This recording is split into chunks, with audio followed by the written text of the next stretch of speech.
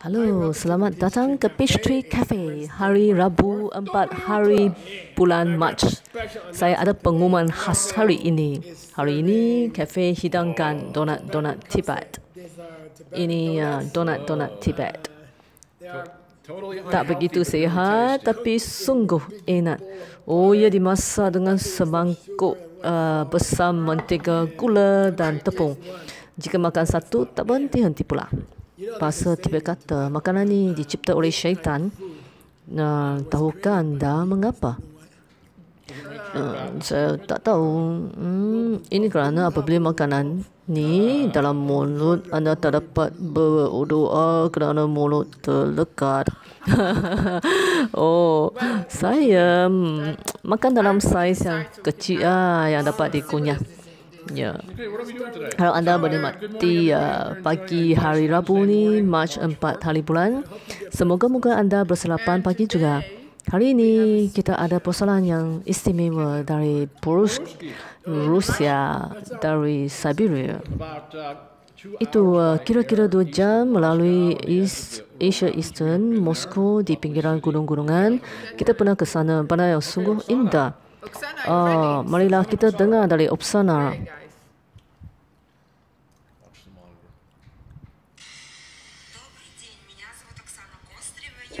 Екатеринбурга, России. У меня такой вопрос. Могу ли я с одним кармическим партнером сеять 2 разных вида семян? Маргарита Ивановна, которую я навещаю раз в неделю в течение 3 часов. Мы с ней общаемся, слушаем песни, поем песни. А также я кормлю ее, меняю ей памперс и меняю повязки на ее пролежнях. То есть правильно ли я понимаю, что одновременно с ней я могу посеять семена как общения, так и семена своего здоровья? Спасибо вам большое за персиковое кафе.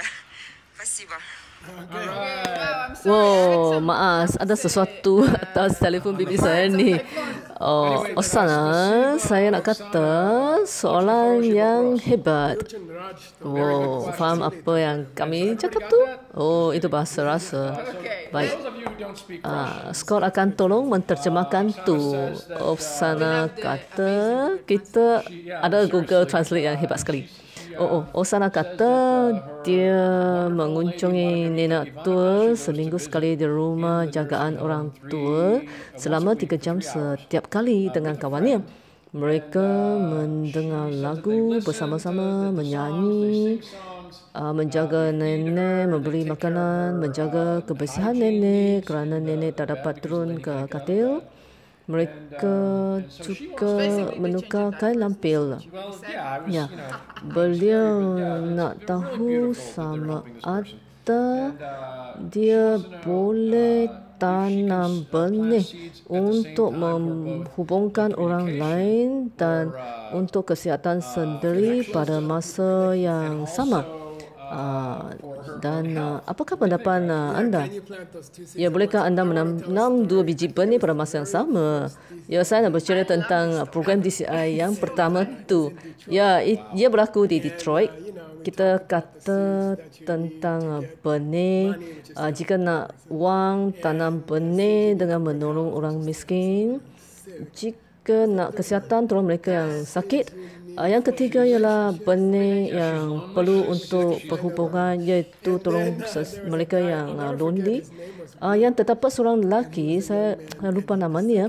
Pemuda itu masuk pada hari kedua, dia datang dengan excited. Dia berjerit, Geshe Michael, saya nak beritahu kamu sesuatu. Saya jumpa dia. Saya tanya, apa yang kamu jumpa? Oh, saya jumpa wanita tu. Siapa wanita tu? Dia kata, saya jumpa wanita yang ada ketiga-tiga. Oh, saya tanya, apa maksud kamu ketiga-tiga? Dia miskin, dia sepi dan dia sakit. Oh, dia sungguh gembira. Oh, kami rasa dia seorang yang berlagak. Tapi selepas tu saya rasa dia amat bijak ya. Ia tak bodoh. Itu bukan soalan bodoh, itu soalan yang amat bijak. Ya, bagi Oksana itu soalan yang hebat, strategi yang bagus. Dengan pergi ke rumah orang tua tu, kamu tertanam benih untuk berhubung dengan orang lain, berkomunikasi dengan orang lain. Anda juga tertanam benih untuk kesihatan. Pada pendapat saya, apabila kamu buat meditasi kopi, tentukan 2 perkara yang anda lakukan dengan gembira. Bahagikan meditasi kopi tersebut. Saya akan berkomunikasi dengan baik. Saya akan berhubung dengan mereka dengan lebih baik. Itu A. Dan kemudian B, saya akan jadi lebih sihat. Ya, menurut buku kuno, kita tertanam 65 biji benih setiap jentikan jari. Tapi bolehkah kamu tanam 2 biji benih berlainan dalam 60 biji benih itu? Secara logik itu tak masuk akal, ya. Kita hanya tertanam sebiji benih dalam satu waktu. Tak masuk akal untuk saya. Jika saya tertanam 65 biji benih setiap saat, saya dibenarkan dalam situasi yang sama untuk tanam benih yang lebih banyak tu, ya. Ya, biji benih itu bersilih ganti dengan cepat sekali. Ini salah satu ajaran dari kitab. Persepsi anda bersilih ganti dengan amat cepat. Sekarang kita duduk sini berbincang dengan setiap jentikan jari. Kita tertanam 65 biji benih dan ia mungkin benih yang berlainan. Jadi kita boleh bertemu dengan seseorang dan melakukan banyak perkara dalam sejam. Ya, betul. Anda nak tahu dengan lebih mendalam? Ya. Nagarjuna ada soalan tentang benih ke-65. Nagarjuna bertanya, kenapa benih ke-65? Ya, kenapa yang ke-65? Kenapa tak yang ke-70 atau yang ke-100? Ya, nombor 65 juga penting. Ya, saya selalu ada masalah dengan ini, ya. Memang susah untuk kita melakukan semua ini dalam jentikan jari.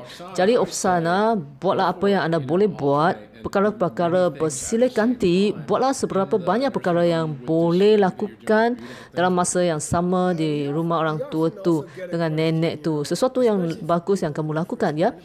Kita juga selalu dapat persoalan, terutama dia dari mereka yang pertama kali belajar tentang 4 langkah tu. Mereka bertanya, boleh tak saya buat 2 projek plan 4 langkah pada masa yang sama? Bolehkah saya pergi ke rumah orang tua untuk tanam, mendapat pasangan? Dan bolehkah saya menolong seorang dalam bisnes untuk menjadikan bisnes saya baik? Apakah kelebihan dan kekurangannya tu? Kelebihannya ialah semakin kerap kita gunakan sistem benih untuk mendapat apa yang kamu nak. Akibatnya ialah kami dapat berjaya dengan lebih cepat dan hebat. Tapi pada awalnya, jika ia lebih susahlah untuk kita fokus untuk 2 perkara pada masa yang sama. Ini serupakan dengan bisnes. Kita tak dapat berfokus sama terata di antara satu sama lain. Jadi fokus pada satu bisnes dulu, maka kebalangkarian untuk berjaya lebih tinggi. Maka ini serupa dengan kita menggunakan plan 4 langkah tu, ya. Ya. Bagi kita yang baru mula belajar 4 langkah tu, jawapan ini seakan-akan serupa dengan jawapan saya beri kepada Asif. Dia bertanya, jika gaji kita kecil, bolehkah kita mendapat sesuatu yang lebih besar daripada itu? Bahagian pertama jawapan kami ialah, pertama, fokus pada satu benda dulu supaya kita dapat lihat jika sistem ini berfungsi. Dalam kitab lama, sesuatu yang penting ialah kita tak harus menerima sesuatu tanpa menyelidikkannya terlebih dahulu. Jangan melakukan terlalu banyak perkara sekaligus. Itulah sangat penting. Kita tak bincang supaya mereka berbuta tuli membuat sesuatu dan mengharapkan kejayaan begitu sahaja. Kita hendaklah berfikiran logik. 15 tahun yang lalu, salah satu benda yang mengujakan saya ialah tentu ada penjelasan secara logik kenapa sesuatu benda berfungsi dan kenapa yang lain tak berfungsi. Apa yang kami lakukan di DCI ialah kami guna idea ini setiap hari untuk menyelesaikan masalah dan mencapai matlamat kita. Jadi untuk sana, dia nak kesihatan, komunikasi yang lebih baik dan hubungan yang lebih erat. Apa yang dia lakukan di rumah orang tua itu ialah contoh klasik DCI di mana ramai orang seluruh dunia gunakan ni. Ini kerana terdapat ramai orang di rumah orang tua tu yang tiada tempat nak pergi. Mereka menunggu kamu melapangkan masa untuk menemui mereka. Mereka sepi dan menghadapi masalah-masalah. Mereka lah yang memberi peluang kepada kita untuk menanam biji benih.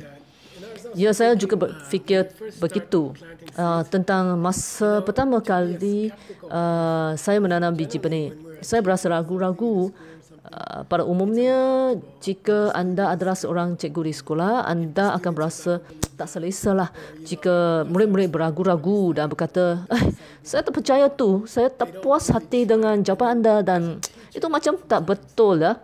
Sebagai cikgu, kebanyakan masanya jika saya seorang guru yang kurang handal, kamu akan merasa cemas dan berkata, percaya saya, itu berkesan. Tapi dalam sistem ini, ia disebut Rinpoche Tosowa dan Depoche Tosowa. Rinpoche Tosowa bermakna orang yang bersedia untuk melihat keberkesanan sesuatu. Lepas tu mereka akan mula melakukannya.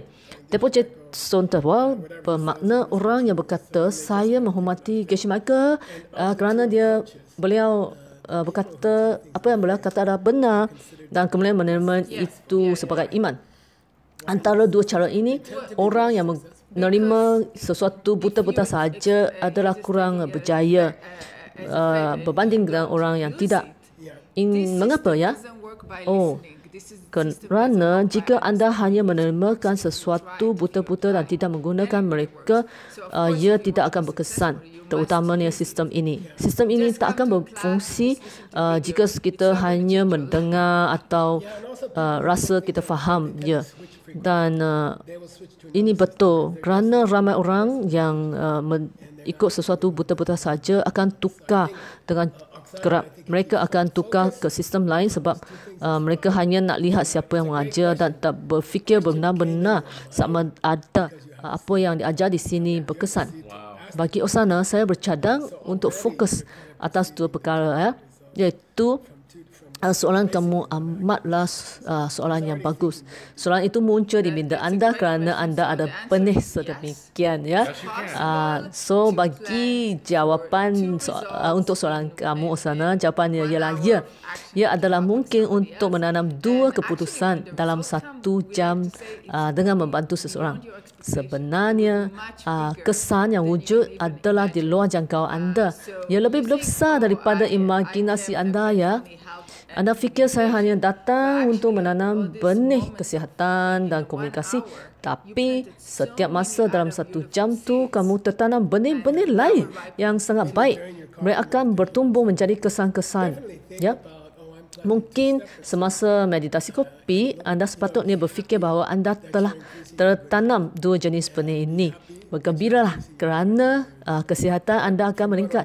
Komunikasi dengan orang juga menjadi baik. Tapi seperti Orik kata, kita bercadang agar anda menerokai apa-apa yang berlaku apabila berada di rumah penjagaan itu. Adakah anda juga tertanam benih-benih yang anda langsung tak tahu tu? Anda boleh ya. Mungkin anda bukan sahaja fokus pada komunikasi dan kesihatan, tapi juga fokus pada perkara-perkara yang lain. Jadi, apakah benih terhebat yang beliau tertanam di rumah penjagaan itu? Saya kata hubungan, tapi tak, itu bukan benih yang terhebat, ya. Apakah benih yang terhebat yang Osana tertanam di rumah penjagaan itu? Saya rasa dia sedang menggunakan sistem ini. Dia berfikir tentang sistem ini. Itu benih lain. Dia akan mendapat kesihatan, hubungan yang baik dengan orang. Oleh kerana dia menggunakan sistem ini, kecerdasannya akan meningkat. Kejayaannya meningkat juga. Pelbagai perkara hebat berlaku apabila anda menanam benih, ya. Bukan satu perkara yang ketara yang anda boleh buat. Tetapi kamu sudah boleh tanam banyak benda, ya. Saya nak katakan sesuatu lagi. Semasa membuat meditasi kopi yang besar tu, anda buatlah seminggu sekali. Iaitu berasa gembira kerana bertemu dengan sistem ini. fikir macam ni. Oh, saya memanglah hebat kerana dari 7 bilion orang di dunia ini, sistem telah merebak ke seluruh dunia, tapi belum sampai ke semua 7 bilion orang tu. Sayalah salah seorang yang bernasib baik kerana dapat memahami bagaimana perkara berfungsi. Saya pun berpeluang untuk menjadi hidup saya bagai syurga. Oh, saya begitu hebat dan bernasib baik. Saya bergembira. Berfikir sebegini. Jadi, tak kira bagaimana keadaannya, di mana anda tonton Peachtree Morning Show, tak kira definisi kejayaan anda sama ada 500 bilion rubi atau akaun bank yang terhad, nak meningkatkan hubungan, nak fikiran tenang atau yang tersebut di atas, kedamaian, kooperasi antarabangsa, tak kira bagaimana definisi kejayaan anda, itulah sesuatu cool tentang DCI ialah saya dapat menanam benih, maka saya boleh tukar semua ini melalui perbuatan, fikiran dan percakapan saya. Sekarang, marilah kita bersedia untuk persoalan esok ya. Oh, saya ada tetamu yang istimewa esok. Dengan cepat ya. Kami akan adakan latihan DCI secara online. Jika anda seorang mobile aplikasi, sila beritahu kami di app@diamondcutterinstitute.com dan lampirkan portfolio kamu bersama-sama permohonan anda. Jika anda seorang mobile aplikasi yang handal dan berpengalaman, sila hantar portfolio anda ke kami supaya kami boleh memilih ahli rakan kerja untuk memasang app ini. Apa yang kami nak ialah kami nak seorang yang dapat menolong kami meletakkan sesuatu di dalam telefon. Jika kamu handal, tolonglah beritahu kami. Jadi untuk esok, kami jemput mereka yang pernah datang, iaitu Stanley dan Alison. Mereka akan pulang besok. Sekarang, mari kita dengar dari Fernandez dari Mexico. Apabila memulakan perniagaan, bagaimanakah kita memastikan kejayaan dalam bisnes? Dengan ini juga ada wang untuk meneruskan gaya hidup yang baik. Jika tidak, lebih baik daripadanya. Biar saya beritahu anda tentang soalan Fernandez, iaitu